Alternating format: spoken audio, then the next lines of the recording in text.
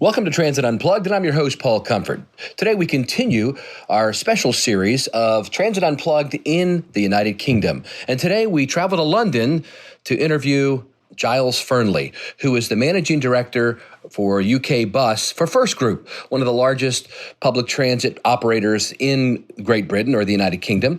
They operate 20% of the buses throughout the nation of the United Kingdom. Outside of London, they have 6,000 buses in 45 towns and cities.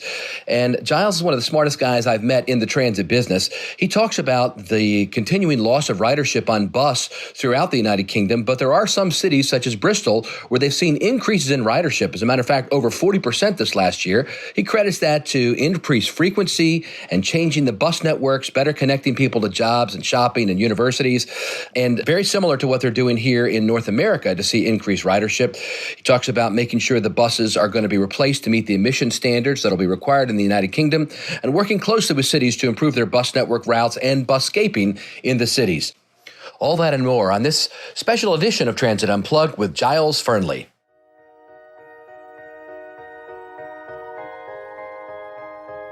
What does it mean to be a successful public transit agency?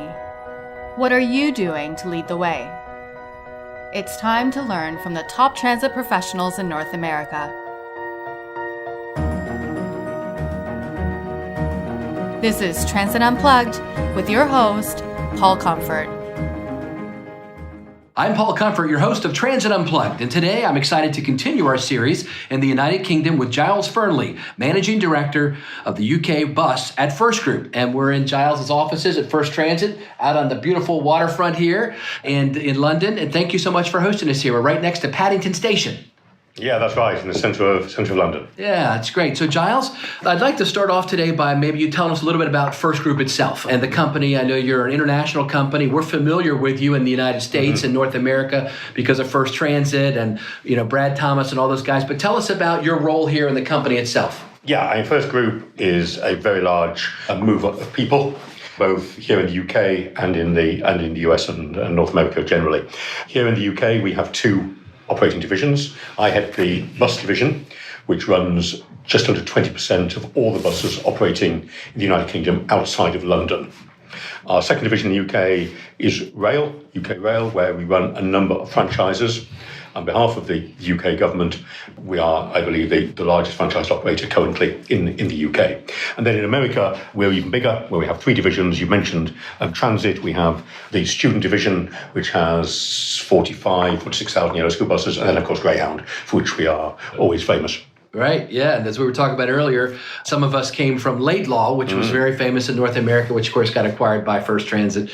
And so what's your role here? You're over the bus operations. Yeah, tell us about that a little bit. Yeah, First Group runs these five divisions autonomously, and I'm managing director. I lead the bus division here in the UK. It runs just short of 6,000 buses. These are what we call in the UK full-size single-deck or double-deck buses, capacity of 50 to 90 passengers, running local bus services in 45 towns and cities across the UK, wow. England, Scotland, Wales, but as I did say earlier, not in London. Yes. We operate in the commercial market, which really appeals to us. That's right up our street, where the decisions we take are to own risk, whilst the business is regulated in terms of safety and operational performance. It is our decision what routes to run, where we believe passengers want to travel, where we believe we can carry sufficient passengers to make the route pay, and we have flexibility, therefore, in designing that route network and in the way we serve our customers. And we're in the business each and every day of carrying more passengers, so we are very active in the way that we manage our networks to ensure that we're meeting and indeed anticipating customers' needs and encouraging people to travel. It's a very different model than what we're used to in North America. And I was talking to Dave Pearson, who's director of West Yorkshire Combined Authority in Leeds, about how it runs in London versus the rest of the country, where it's really up to your... So tell us, how do you figure out where you're going to run buses? Because it's really deregulated. I mean, you get to decide, right? Subject to the highway being appropriate for a bus, and agreeing with the local authority, stopping places and so forth, then yes, it is down to us, our judgment, where we run those buses, where we believe there will be people who want to move, travel, connected communities, city centres with schools, colleges, hospitals, recreational facilities and so forth. So that is our view. And in some of our cities, we run 24 hours a day. In others, the market isn't as strong. We run perhaps 18 hours a day. But wherever we run, and we run extensive, regular networks. And that is the key to local bus services in the UK, as it is anywhere in the world, whatever the regulatory model, it is running quality, high-frequency services, because that draws people in. It gives people great service at a value that they cannot beat through, a taxi or using a car or whatever. So your question there, how do we plan our routes? Well, buses have been around an awful long time. Here in the UK, they principally in the urban centres replaced trams back from about 1920 through to 1950. And bus networks initially followed where the tram routes were, and then went a little bit further because buses obviously have the flexibility and went out into new suburbs and connected towns themselves, one town to another. But the core network in those days was based on where the trams went, because the trams were laid where people needed to move from residential areas to factories and so forth. Then over the years, obviously we need to adapt those networks to changing patterns, huge factory closures. My own home city of Sheffield, when I was a youngster, there were probably 300 buses at shift change times, 7 factories in Sheffield. Right. Now, we have no special buses doing that. There were so few factories employing large numbers of people, and some come in cars, unfortunately, but the demand just isn't there. The whole business model has changed. So the networks are adaptable, they're very live beings, and we just have to give around about 10 weeks notice when we want to change our network.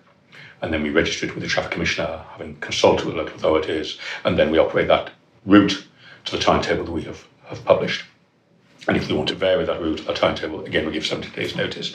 And we have people in each of our businesses, in each of these cities, who know these businesses backwards, read what's going on in the local economy, in the community, understand where travel patterns are likely to emerge, let's say a new shopping development or a new school opening or an extension to a hospital. And we look to meet that demand. But we can, because of our business model, we can react so quickly so that if we find the demands we hadn't foreseen, additional capacity is required, we can provide it so quickly. That is one of the magics of this commercial model. We can be very responsive, and we have the direct relationship with the customer. We survive today, let alone tomorrow, by the number of passengers we carry. Therefore, it's in our interest to make sure we are maximising the opportunities for those passengers to carry economically for us, and we provide a service that makes people want to use us again because it's right for their lifestyle.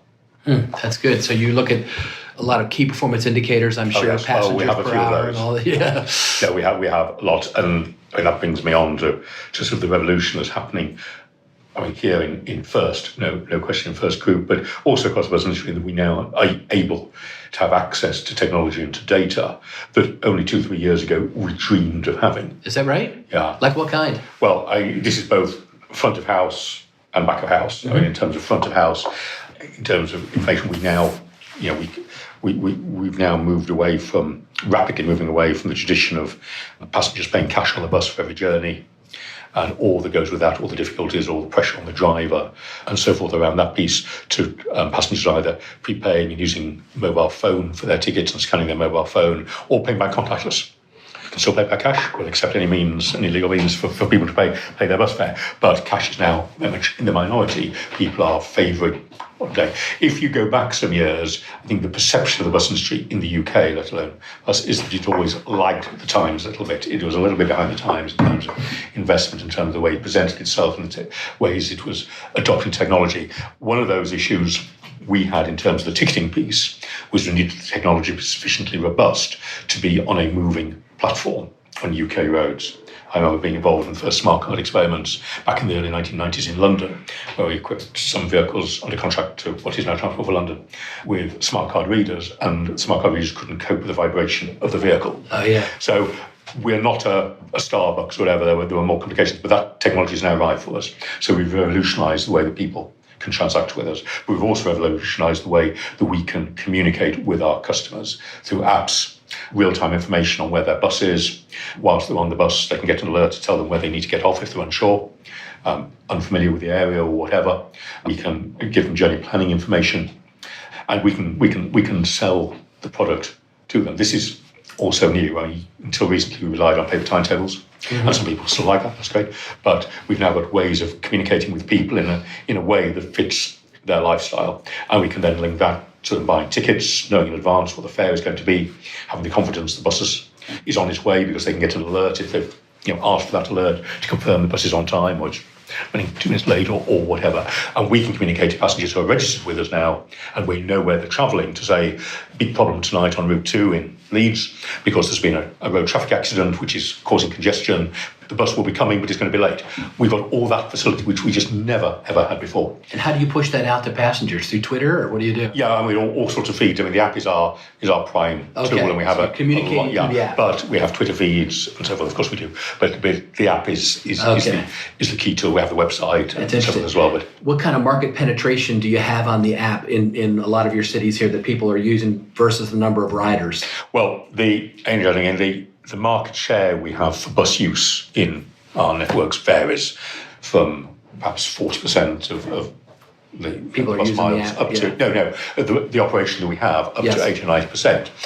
Of the passengers who are using this technology, yes, we've now got in some of our locations 60 or 70% of our customers who are using contactless or mobile, and and particularly mobile, having access to the app. So it is becoming very significant, but it's by no means universal yet. So we still have the old ways of communicating.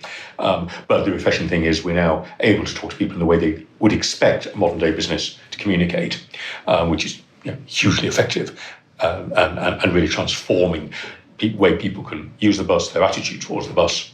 And we're taking away so many of the barriers that people will say they have in terms of using the bus if they're not a regular user. Right. Will I know, can I be certain it's going to get me to the destination? Will I know where to get off? What fare do I need to pay? Will I be overcharged? Will I have to have the correct fare? Will the driver know what I mean when I say I want to get off, on the high street? All these questions which are barriers to non-user. Even where do I find the bus stop? Which bus stop do I catch? Right. Now, we can give them all information in advance in a user-friendly way. And of course, that's with any business. Yeah. We're continuously upgrading and updating apps to ensure they are the state of the nation. And you say they're using the apps to pay as well? Yeah, they can buy a mobile tickets. So, for instance, buy Carnet, a set of day Carnet tickets, 5 or 10 tickets, significant discount. Then, when they're travelling on first journey on a day, they simply trigger one ticket. It's read, and that's valid until 2 a.m. the following morning. Or later in some of our networks, depending on the night coverage, and that way they get great value for their travel. And we're looking and moving fast now on contactless, which at the moment is what we call Model 1, to be technical. Is purely a cash exchange. So you get on the bus without a mobile ticket, you want to go to town, fare's £2.50, you can either pay by cash, or you can put your contactless card down. We're now very shortly going to be trialling Model 2 and then Model 3 contactless, which is beginning to enable capping. Right. So people will always get the best value in the day or the week, very much like London. Mm-hmm. And then multi-operator. Because multi-operator ticketing is very important in most of our areas. We are part of multi-operator schemes. They're very much on smart card. They will move in time to the other channels as well. And we need to give that facility, and we want to be able to give that facility on contactless as we do on any other payment form. And you said you operate in 45 towns and cities. Can the app, so if I'm in one city, if I'm in Leeds and then I go to another city where you operate, could I use that same app, or do you have different apps for each city? No, you can use that same app and just link into the city. So it's really intercity ability. Yes. That's great. Covers all, and we also, because we believe it, we want to help people. Travel is what we're about, one of our strong values as a group. Give information on other services as well. We're not just exclusive to us, because actually if we're not going to that part of the city, if one of our routes doesn't go there, somebody who wants to travel by bus, we want to help them. It may well be they travel by one of our buses to connect with this. We want to make it as easy as possible to think about using buses for their local transport needs. How does First handle in these 45 cities you're at people with disabilities? Do they just ride the fixed routes, or do you have special demand response for them? In the UK, it is a legal requirement, absolutely right, that all buses operating what we call local bus services, which was I'm describing, is our business, are wheelchair lift equipped. We're disabled. Friendly in terms of flat entrance to the curb. Right. The bus will drop its suspension, ramps can come out, there's space for wheelchair on the vehicle. But it's more than just that. The stanchion poles are strongly coloured, a number of supporting points for people to hold on to as the Yes. because it's not just those in wheelchairs, it's any disability. We train our drivers extensively in disability awareness, whether it's with blind people, deaf people, people with Alzheimer's, disabled people. We often get groups of such people into interactive sessions with drivers, and they do swaps and so forth. Do you get any subsidy from the local governments to No. transport them? No. No, we get no subsidy. We absolutely get no subsidy. Here in the UK, disabled people, registered disabled, qualify for a free bus pass. Right. That's what I was wondering. So We are reimbursed for that based on a calculation derived from the fare that passenger would have okay, paid. makes sense. But it's not subsidy, it's just fare reimbursement. I understand, yeah. That's why I came back strongly. That's- yes, yeah. Make sure you differentiate there, yeah. But yeah, we get paid. So all buses are equipped and our driver support, and we absolutely support carrying disabled people. They're a very important part of our customer base. Now, there are other facilities for disabled travel. All local authorities, either directly or through contractors, will have bespoke transport for those who cannot find their way either unaided or with a carer to a bus stop and travel by bus for whatever reason. So there are community transport and other type services out there, but that's not our marketplace. We are in the business of carrying large numbers of people on key corridors. So there's nowhere that I'm aware of in North America where buses are 100%, unsubsidized. There's some routes in Las Vegas that return 100% on the fare box down the main strip, but most of them have significant public subsidy. So I'm interested a little bit more to dig into that a little bit. You can set your fares, right, in these cities. Yeah. Like, what's an average fare to ride a bus? Yeah. I mean, we're totally free to set our fares. Right. We take a judgment in the marketplace. It's got to represent value for money and attract people to us. We very much promote the day or the weekly or indeed monthly ticket where you get best value. But to try to answer your question, a day ticket will vary depending on the town, depending on the cost of operation. I will come back to that point in a moment. Okay. What I mean by that, it'll depend on the density of population and the ridership that we see. It will depend on the scale of the size of the area that the ticket will cover. Right. But a day ticket may be as cheap as just over £3. It may be towards £5, depending on that area. To ride all day? To ride all day. That's not bad. No, Yeah. I mean, most people using it get great value. I mean, the idea is 2 average journeys equals the day ticket. Yes. Anything above that is a bonus. If you're living in the extremities of the boundary and you buy that, it'll be cheaper than 2 single tickets. That's how the calculation broadly works. And then if you buy a weekly ticket, it'll be perhaps 4 times the day rate. Okay. And a monthly ticket will be 3 and a bit times the weekly rate. So the discounts are really huge. You can still buy a single fare. Okay. And that really does depend on the length you're travelling. We have a tapered scale. If you're doing, zones. it could be if you're doing 6-7 miles, it could be £5. Right. If you're just doing a short hop, 3 stops, in certain cities it may be £1, £1.20. So it's variable. You're able to make a profit charging £3 to £5 for an all-day pass. In Baltimore, where I was CEO, we charged $4.10, and we required a heavy subsidy. We only brought in, 20% on the fare box. Wow. So you're doing something right. We watch our costs, that's for sure. And we try and, talking to other bus groups, you'd hear the same. We try to be very efficient and lean. We work our buses hard. We're very productive. Well, I was going to ask you about that. So in most of these cities, you're bringing the bus in, right? Mm-hmm. The city isn't providing the bus, so you've got to work that into the almost capital. Every bus we operate, we own. Yeah, that's really something. There are just a few bespoke contracts that we might operate, and there are very few of these, perhaps a park and ride contract for local authority, where the local authority provides the vehicles. We have one in Truro, in Cornwall, example there, but 98% of the vehicles we own, we operate, we own. Yes. How is ridership overall on buses in the United Kingdom? You operate in a lot of the cities. Yeah, I mean, it's been in. There's been a decline curve for an awful long time, really, traced back to the late 1950s when car ownership exploded. Yeah. People's television arrived and people were no longer going to the cinema 4 times a week and out to town and so forth like that. That was when things really began to change.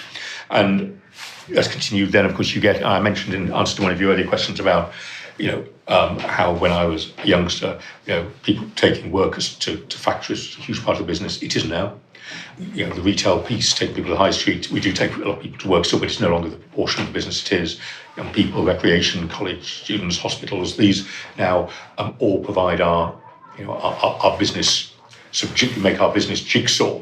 And right now we're seeing direct correlation to the high streets here in the UK with online retailing and things, and general uncertainty in the economy with less people going to the high street. So that has a direct correlation to the numbers of people that we carry, and we can normally, when we look at each network, match our numbers to city centres at off-peak times to what the retailers are saying about footfall going to their shops. There's a very, very close correlation.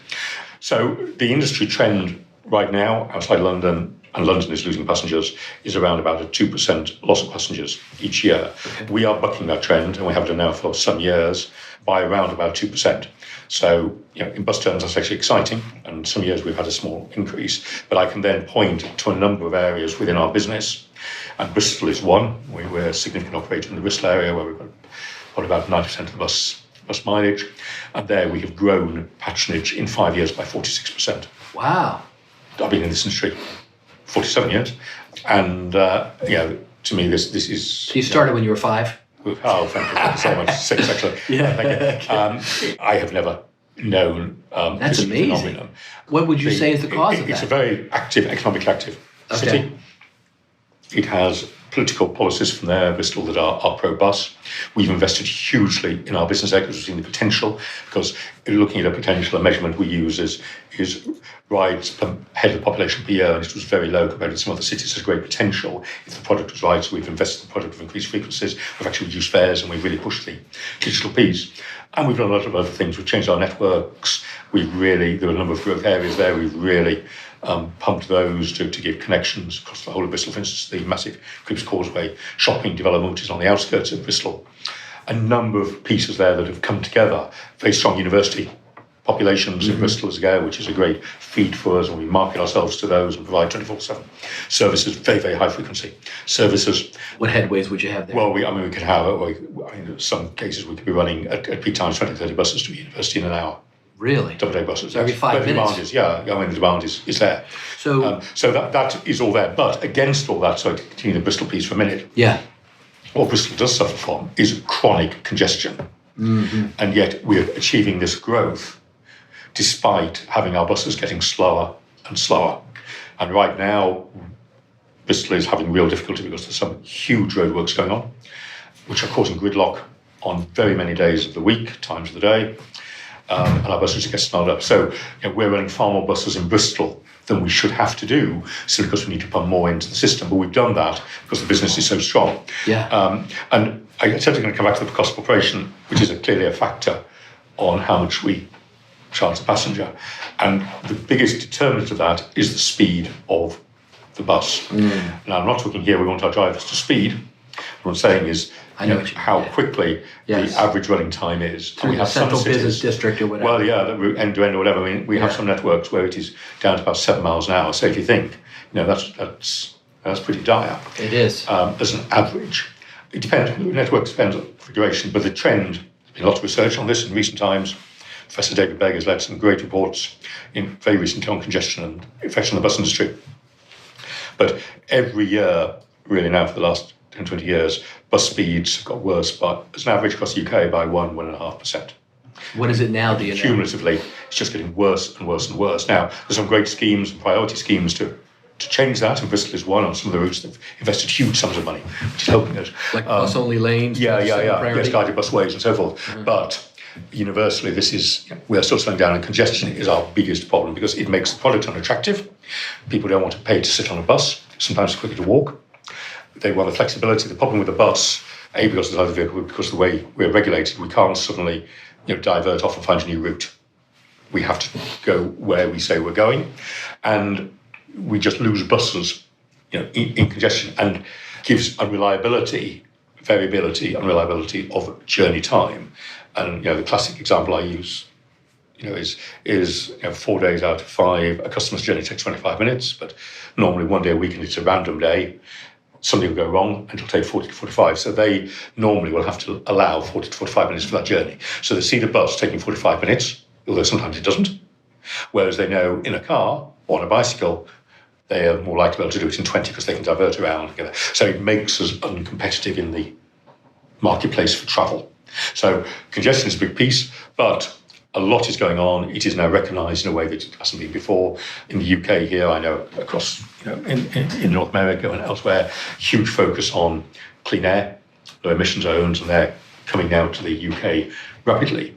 And all our major cities, the UK, London included, although we don't operate there, are now fast addressing these and introducing low emission zones. But an authority running a city will never crack clean air if they don't crack congestion. Because otherwise you've just got vehicles, however clean, just sitting there and smoking away.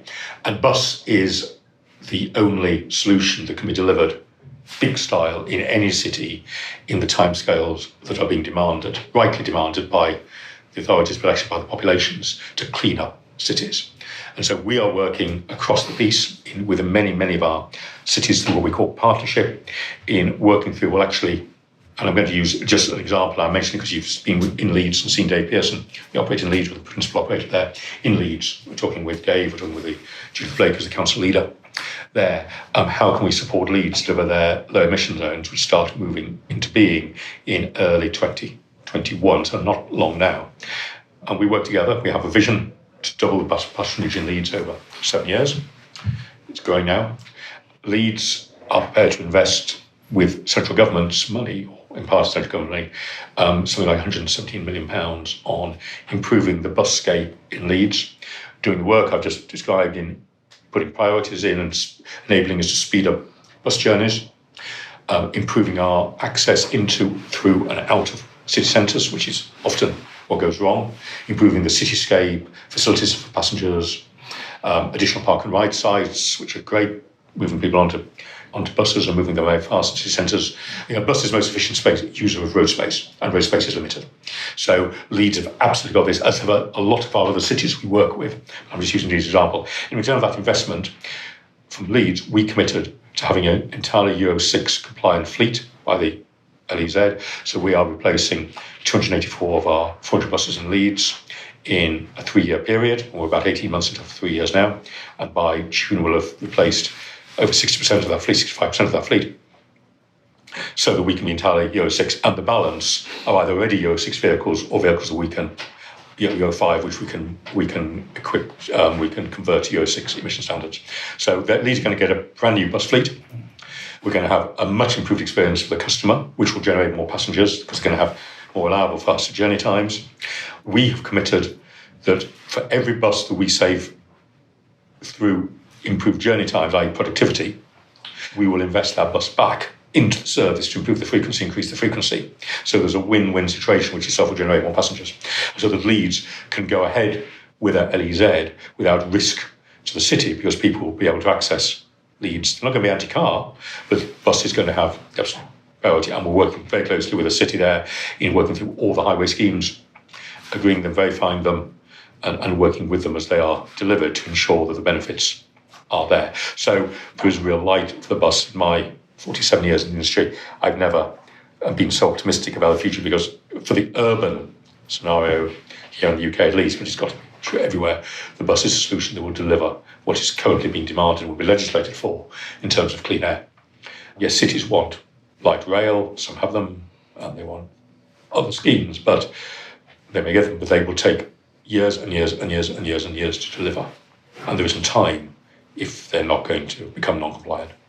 So, we are very excited as a business in talking with, I could mention so many of our authorities, in really helping them solve their problems, serving our communities, giving our customers a better service, and having a larger, stronger, more robust business model as a result. You're a real partner with your... Oh, yeah, we're partner. And some of these partnerships are informal, others are legally drawn up. We're totally relaxed about that. We work on trust, so we just want to get on with it. And in Leeds, that's exactly what we started doing. As soon as I'd shaken hands with the council leader, we started ordering buses. That's great. No question. What do you see? You said are you the biggest operator overall in the UK? No, we're outside London. We're the second largest operator. Stagecoach is the largest. Okay. We've got, I think it's about 19% of the market share, but that's not spread evenly. We operate extensively in some areas, we're not in others. Okay. Just, the way of the geography. What's the future for First Transit, both in this market and worldwide? Well, first in the UK, and I think it's really just back to what I've been saying, there's a huge opportunity through clean air to really develop our businesses, to grow our businesses. Okay. In Bristol now, and let's say before Clean Air, we're running 75, 80 buses, 90 buses more than we were 4 years ago. That's great. We've got plans for another 150 over the next 3 years to meet the demand we know is there, working in partnership with the Mayor, delivering the roads for us, which is great. Leeds, we'll see growth fleet. So we see our core business growing in a way that the industry hasn't seen since really pre-war, or initially post-war, when the economy sort of kicked back in after the war. So very, very exciting. We look out for acquisitions, but we're very much looking at innovation as well, using technology again and demand responsive, see how we can make the bus model even more attractive, connecting services, last mile, first mile pieces on the journey, first mile, last mile, all that sort of stuff, and using technology. Yeah. And we're, as with others, are really looking at this now. We've had some trials, we've got many more now planned around our piece, small scale, to understand what the technology can do and how customers and potential customers react to it. What does it need to persuade somebody to use a bus who is not currently naturally inclined to do so? Anything with autonomous vehicles here? We are involved in, we will be involved in an autonomous vehicle pilot in Didcot, west of London, on the Milton Business Park there.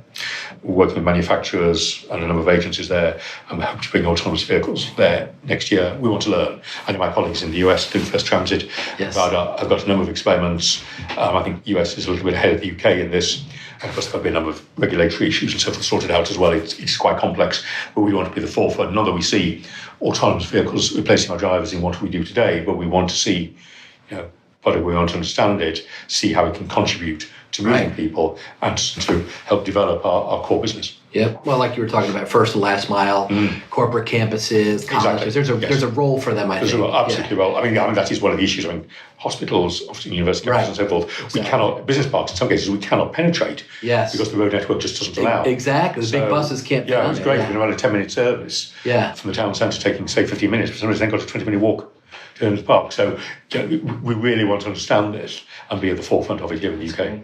Well, it's very exciting that your company is playing such an integral role in improving ridership. I mean, that's a worldwide phenomenon in a lot of our developed countries, is that, the Ubers and Lyfts of the world, and like you said, some of the urbanization has people don't go out as much, et cetera. And so the fact that you're working closely with your partner agencies, who you're not really getting any money from necessarily. I mean, you're just there to improve service. What we do is commercial. I mean, we are beneficiaries of investment because of the road network. Right. But we do not receive direct subsidies. No, it is our commercial model. The only exception, just to sort of complete the jigsaw here, any local authority may determine that a bus service is required, but no operator, ourselves or others in the area, are prepared to run it at their own risk. Yes. And then they may put that service out to tender and provide some subsidy. And about 7 or 8% of the mileage we operate does receive that form of subsidy. Right. But the far majority is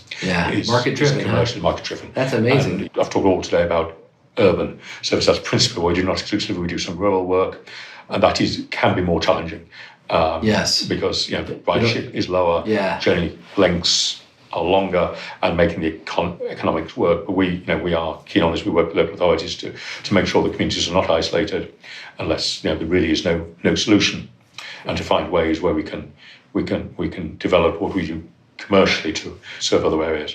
But it sometimes can be quite tricky. Yeah.